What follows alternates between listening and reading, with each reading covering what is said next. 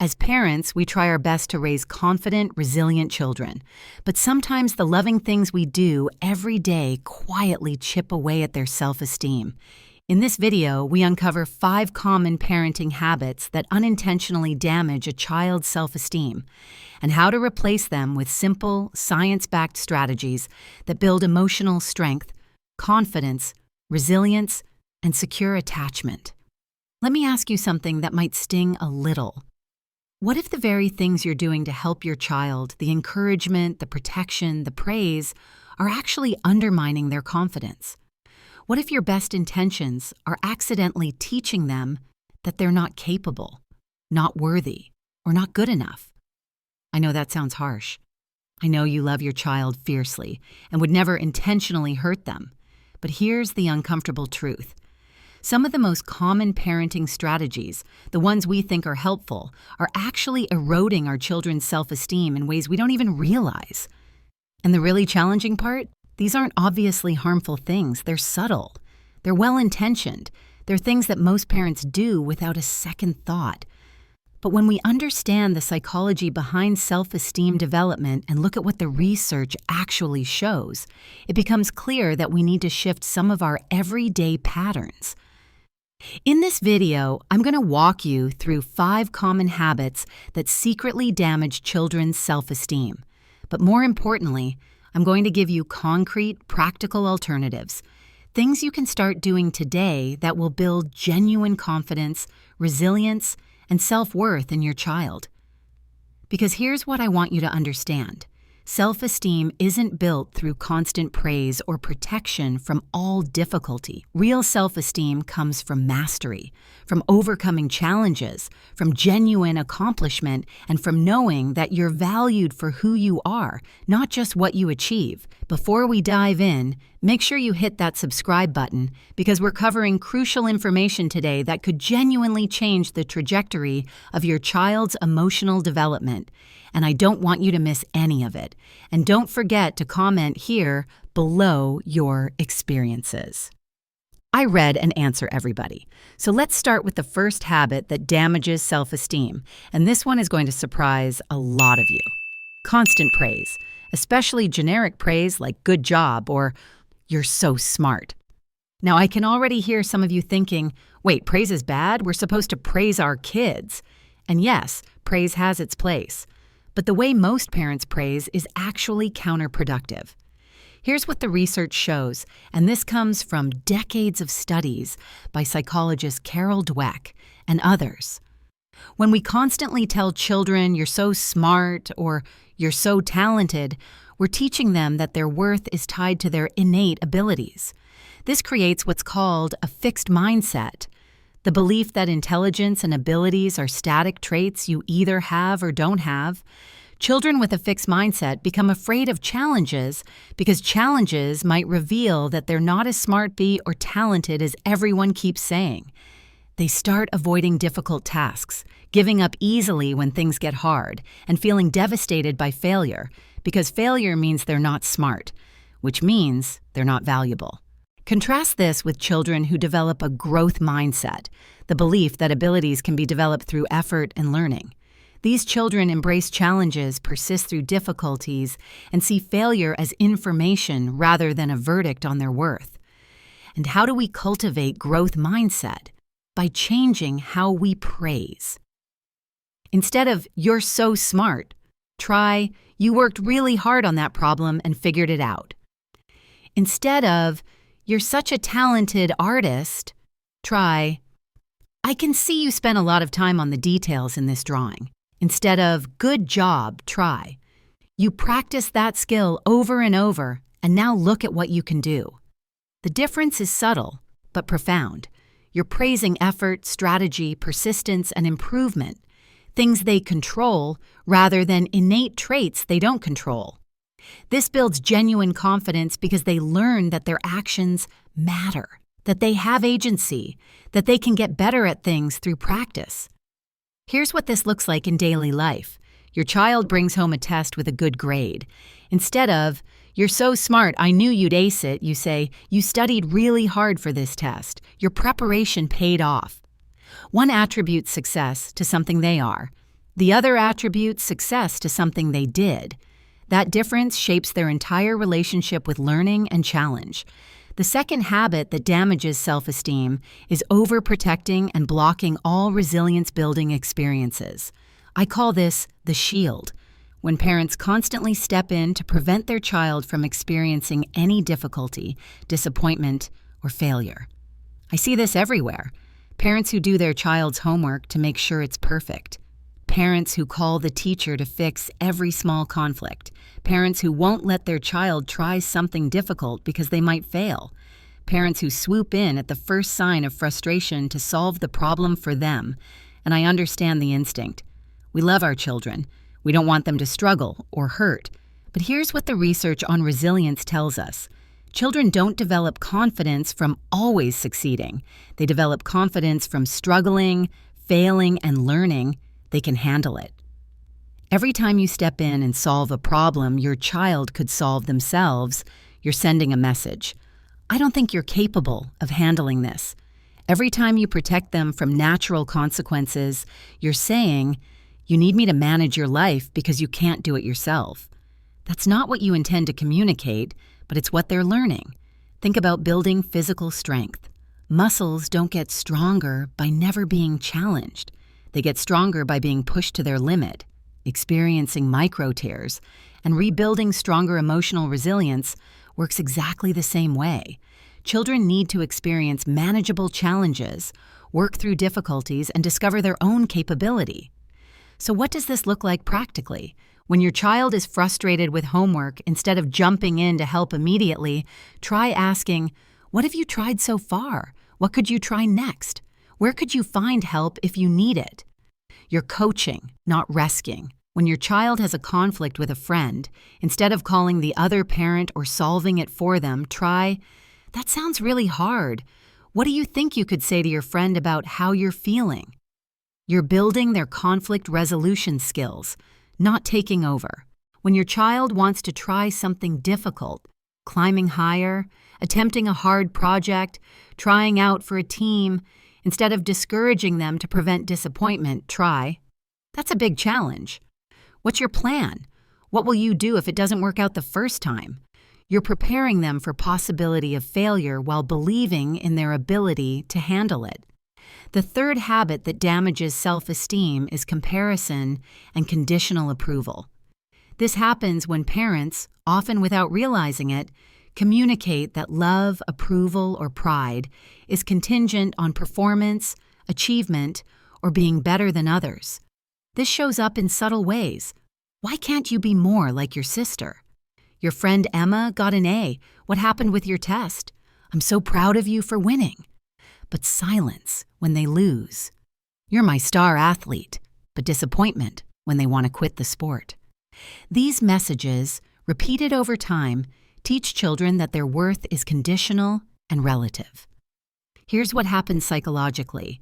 Children internalize the message that they must achieve, perform, or be the best to be worthy of love and approval.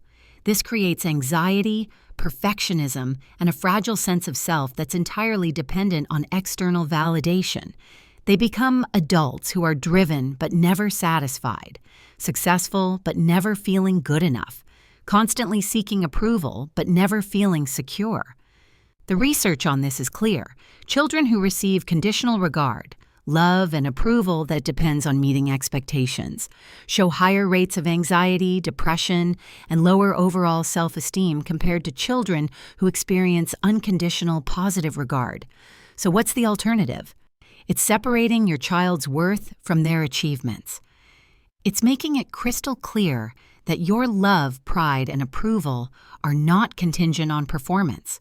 It sounds like this: I love you whether you win or lose, whether you get an A or a C, whether you're the star player or sitting on the bench. It means celebrating effort and character over outcomes. I'm proud of how you kept trying even when it was hard, rather than, I'm proud you won. I noticed you helped your teammate who was struggling, rather than, I'm proud you scored the most points. It means never comparing siblings or peers. Each child is on their own journey, developing at their own pace, with their own strengths and challenges. Comparison breeds resentment, insecurity, and the belief that love and approval are scarce resources they must compete for. Here's a practical shift. When your child comes home with a grade, an award, or news about a competition, focus your first response on their experience and effort, not the outcome. How do you feel about it? What did you learn? What are you proud of? Let them evaluate their own experience before you project your feelings onto it. The fourth habit is overpraising and empty compliments, which is related to but different from the generic praise we discussed earlier. This is when parents constantly tell their children they're amazing, perfect, the best, extraordinary, often for things that don't warrant that level of praise. You're the best soccer player ever. When they're objectively average, this drawing is a masterpiece. When it's a scribble, you're the smartest kid in your class. When they're struggling academically. Parents do this with good intentions. They want their child to feel good about themselves, but it backfires spectacularly. Here's why. Children are not stupid. They can see reality. When you tell them they're the best at something and they can clearly observe that they're not, one of two things happens. Either they learn not to trust your feedback because it's disconnected from reality, or they develop a fragile, inflated sense of self that crumbles the moment they encounter actual challenge or criticism. The research shows that children who receive constant, inflated praise actually develop lower self-esteem, not higher. They become dependent on external validation, afraid of authentic feedback, and unable to accurately assess their own abilities. They either become defensive and unable to accept criticism, or they experience massive anxiety when their inflated self-image meets reality. Real self-esteem comes from accurate self-assessment and genuine mastery. Children need honest feedback, delivered kindly and constructively, to develop a realistic understanding of their strengths and areas for growth. They need to know that they don't have to be the best at everything to be valuable. So what does healthy feedback look like? It's specific, it's honest, and it's focused on effort and improvement rather than empty superlatives. You've been practicing your dribbling, and I can see you're getting more control over the ball instead of, "You're the best soccer player ever." I can see you tried a new technique with shading in this drawing. What was challenging about it? Instead of, "This is a masterpiece." You studied hard for this test and improved your grade from last time. That shows your effort is paying off. Instead of, "You're the smartest kid in your class." The fifth habit that damages self-esteem, and this is a big one, is solving their emotional problems for them rather than teaching them emotional regulation skills. This is what I call emotional rescuing, and it's incredibly common, especially with younger children. Here's what it looks like. Your child is upset about something. They didn't get invited to a birthday party, they had a conflict with a friend, they're frustrated with a difficult task. And immediately, you jump into fix-it mode. You minimize their feelings. "Oh, it's not that bad." You distract them. "Let's get ice cream and forget about it." You solve the problem. I'll call that child's parent and find out why you weren't invited. What you're trying to do is stop their discomfort because their pain causes you pain. But here's what you're accidentally teaching. Your feelings are problems that need to be fixed by someone else. You can't handle difficult emotions on your own. Discomfort is dangerous and must be eliminated immediately. This creates children who become adults with poor emotional regulation skills. They can't sit with discomfort. They can't process difficult feelings. They reach for external solutions, substances, distractions, other people, to manage their internal emotional state. And their self-esteem suffers because they've learned they're not capable of handling their own emotional experiences. The alternative is teaching emotional literacy and co-regulation, not emotional rescue. When your child is upset, your job isn't to fix it or make it go away. Your job is to be present with them while they experience the emotion, help them name it, validate it, and support them in working through it. It sounds like this. You're really disappointed about not being invited. That makes sense. It hurts to feel left out. You're not minimizing, not distracting, not fixing, you're acknowledging. Then, it's okay to feel sad about this. Feelings don't last forever. Let's sit with this for a bit, and then we can talk about what might help. You're teaching them several crucial things. All emotions are valid and temporary. You can survive uncomfortable feelings. You have the internal resources to process difficult emotions, and you're not alone in your struggles. This builds genuine emotional resilience and self-esteem because they learn they're capable of handling life's difficulties. Here's a practical framework for this. When your child is emotionally dysregulated, first connect, then reflect, then problem solve. In that order. Connect. I'm here with you. You're not alone. Reflect. You're feeling really angry right now because your brother broke your toy. Only after they've calmed down do you move to problem solve. What do you think we could do about this? This teaches them that emotions are manageable, that they have agency in how they respond to situations, and that they don't need to be rescued every time something is hard. That's the foundation of self-esteem, the belief that I can handle what life brings me. Now let me tie all of this together because I want you to see the common thread running through these 5 habits. What they all have in common is that they rob children of the opportunity to develop genuine competence and self-knowledge.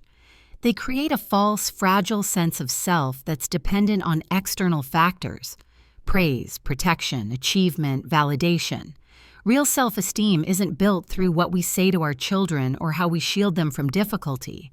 It's built through genuine experiences of mastery, through struggling and succeeding, through receiving honest feedback and learning to improve, through experiencing difficult emotions and discovering they can handle them. Think about it this way. If I told you every day that you're an amazing piano player, but you've never actually played the piano, would you feel confident sitting down at a piano? Of course not. You'd feel like a fraud. But if you practiced piano for years, struggled through difficult pieces, received constructive feedback, and gradually improved, you would have genuine confidence in your ability. Not because someone told you you're good, but because you've done the work and know you're capable. Children are the same. They don't need us to tell them they're amazing. They need us to give them opportunities to become capable. They don't need us to eliminate all difficulty. They need us to support them through difficulty, so they learn they can handle it. They don't need inflated praise. They need accurate feedback and the satisfaction of genuine achievement. So let's talk about what you should be doing instead. Let me give you a framework for building genuine self-esteem in your children, because it's not enough to just stop the harmful habits. You need to replace them with intentional, constructive practices. First, focus on effort-based feedback and growth mindset language. Make it a habit to notice and comment on the process, not just the outcome. I noticed you didn't give up even when that math problem was really challenging. You tried 3 different approaches before you found one that worked. That's excellent problem solving. You've been practicing that piano piece every day, and I can hear the improvement. This teaches them that their effort matters, that persistence pays off, and that abilities can be developed. They learn that they're not stuck with whatever talents they were born with. They can grow, improve, and develop new skills through dedication and practice. Second, create opportunities for genuine mastery experiences. Give your children age-appropriate responsibilities where they can experience real competence. A 5-year-old can set the table, feed the pet, water plants. A 10-year-old can make simple meals, do their own laundry, manage their homework schedule. A teenager can hold a job, manage money, solve their own conflicts. Each time they successfully handle a responsibility, they internalize, I'm capable. I can do hard things. I can be trusted. That's real self-esteem. And when they mess up, because they will, resist the urge to take over. Instead, support them in problem solving. That didn't work out. What do you think went wrong? What could you try differently next time? Third, validate feelings while building emotional competence. When your child experiences difficult emotions, and this happens daily, your response shapes their emotional development. Sit with them in their discomfort. Name the emotion. You seem really frustrated right now. Validate it. It makes sense that you'd feel that way. Then guide them toward regulation. Let's take some deep breaths together. What helps you when you're feeling this way? Over time, this becomes internalized. They learn to identify their own emotions, understand that emotions are information rather than emergencies, and develop their own toolkit for emotional regulation. That's infinitely more valuable than being rescued from every uncomfortable feeling. Fourth, offer honest, specific feedback delivered with kindness. Your child doesn't need you to tell them they're perfect. They need you to help them see themselves accurately, their genuine strengths and their areas for growth. You're really good at coming up with creative solutions. I've noticed you sometimes give up when the first idea doesn't work. What if we practice trying multiple approaches? This is so much more helpful than "you're so smart" or "you're terrible at math." It's specific. It acknowledges real strengths. It identifies actual growth areas, and it offers a path forward. Children who receive this kind of feedback develop accurate self-knowledge and the ability to accept constructive criticism without their entire self-worth crumbling. Fifth, teach them to evaluate their own performance rather than always seeking external validation. When your child shows you their work, instead of immediately praising or critiquing, ask them questions. How do you feel about how this turned out? What part are you most proud of? If you were going to do it again, what might you do differently? This teaches them to develop their own internal standards and self-assessment skills. They learn that their own evaluation matters, that they don't need constant external validation, and that they're capable of recognizing their own strengths and areas for improvement. This is crucial for developing intrinsic motivation and a stable sense of self. Sixth, model healthy self-esteem yourself. Your children are watching how you talk about yourself, how you handle your own mistakes, how you respond to challenges and failures. If you constantly criticize yourself, if you catastrophize every mistake, if you only feel valuable when you're achieving, they're learning that's normal. But if you model self-compassion, "I made a mistake, but that's okay, everyone makes mistakes," they learn that mistakes don't define worth. If you model growth mindset, "I'm not good at this yet, but I'm learning," they learn that abilities develop over time. If you model resilience, "That was hard, but I got through it," they learn that challenges are survivable. Your relationship with yourself is the most powerful teaching tool you have. Children don't do what we say, they do what we do. Now let me address something important. What if you've been doing these 5 harmful habits for years? What if you're reading this and feeling guilty because you recognize yourself in every single one? First, take a breath. Guilt is not useful here. Awareness and change are useful. The beautiful thing about children is their resilience and their capacity for growth. It's never too late to shift your approach. Your child's brain is still developing. Their self-esteem is still forming. And the relationship you have with them can be repaired and strengthened at any point. Start by acknowledging what you've learned, even with your child if they're old enough to understand. "I've been thinking about how I respond when you're upset, and I realize I've been trying to fix everything instead of helping you learn to handle difficult feelings. I'm going to work on that."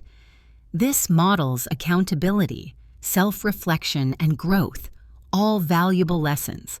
Then, implement the changes consistently. Your child might be confused at first when you stop overpraising or stop rescuing them from every problem. They might even resist. "Why won't you just help me?" Because they've learned to depend on you. Stay the course. Explain what you're doing. "I believe you're capable of figuring this out. I'm here to support you, but I know you can do hard things." And be patient with yourself. Say, you'll slip back into old patterns sometimes. You'll catch yourself saying, "Good job," automatically, or jumping in to solve a problem they could solve themselves. That's normal. What matters is that you're aware, you're trying, and you're moving in the right direction. Progress. not perfection. Let me also address something crucial. Building self-esteem doesn't mean eliminating all praise or never helping your child. It means being intentional about both. There's a time and place for celebrating achievements. Just focus on effort and improvement rather than innate ability or comparison to others. There's a time and place for helping your child, when they genuinely need it, when they've tried and need coaching, not when you're preventing them from the learning opportunity of struggle. The key is asking yourself, is what I'm about to do building their competence and confidence, or is it making them dependent on me? Am I helping them grow, or am I keeping them small to manage my own anxiety? Those questions will guide you toward the right response in almost any situation. Here's something else that's really important: understanding that self-esteem develops differently at different ages. What a preschooler needs to build self-esteem is different from what a middle schooler needs, which is different from what a teenager needs. Young children build self-esteem primarily through mastery of basic skills and secure attachment. They need to know they're loved unconditionally, and they need opportunities to develop competence in age-appropriate tasks: getting dressed, cleaning up toys, helping with simple chews. Their self-esteem is still very concrete and based on what I can do. School-age children start comparing themselves to peers and developing more complex self-concepts. This is when the comparison trap becomes dangerous, but it's also when they're capable of more sophisticated thinking about effort, improvement, and strategy. They need honest feedback, opportunities for genuine achievement, and help understanding that everyone has different strengths. Teenagers are figuring out their identities separate from their parents. Their self-esteem is wrapped up in peer relationships, their emerging sense of who they are, and their autonomy. They need increasing independence, authentic relationships where they can be themselves, and the experience of making their own decisions and living with the consequences.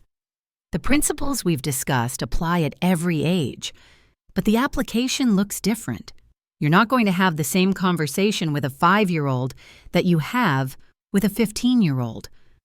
But the foundation, building competence, providing honest feedback, allowing struggle, validating emotions, avoiding comparison, remains consistent. Let me leave you with this. Self-esteem is not something you give your child through words. It's something they develop through experience. Your job is not to make them feel good about themselves artificially. Your job is to create the conditions where they can develop genuine confidence through mastery, resilience, through struggle, and self-knowledge through honest reflection. The 5 habits we've discussed: generic praise, overprotection, comparison, empty compliments, and emotional rescuing all interfere with that natural development. They create a false sense of self that crumbles under pressure. But when you shift to effort-based feedback, allowing struggle, avoiding comparison, giving honest feedback, and teaching emotional regulation, you're giving your child the tools to build real, lasting self-esteem. This won't always feel good in the moment. It's hard to watch your child struggle. It's uncomfortable to give honest feedback instead of empty praise. It takes more thought and intention to notice effort rather than just outcomes. But this is the work of parenting, not the easy path, but the right one. Your child doesn't need you to tell them they're perfect. They need you to believe they're capable. They don't need you to eliminate all challenges. They need you to support them through challenges. They don't need constant validation. They need the opportunity to develop genuine competence and the satisfaction that comes from real achievement. So starting today, pay attention to these patterns in your own parenting. Notice when you're about to say, "good job," and ask yourself if there's something more specific and meaningful you could say. Notice when you're about to jump in and solve a problem and ask yourself if your child could handle this with support rather than rescue. Notice when you're comparing your child to others and consciously redirect toward their own growth and journey. These small shifts, repeated daily, will transform your child's developing sense of self. And years from now, you'll have a young adult who knows their worth isn't dependent on achievement, who can handle life's challenges because they've practiced with your support, who has genuine confidence because it's built on real competence, and who has a stable sense of self because you help them develop it authentically. That's the gift of truly building self-esteem, not the false, fragile kind that crumbles under pressure, but the real, resilient kind that lasts a lifetime.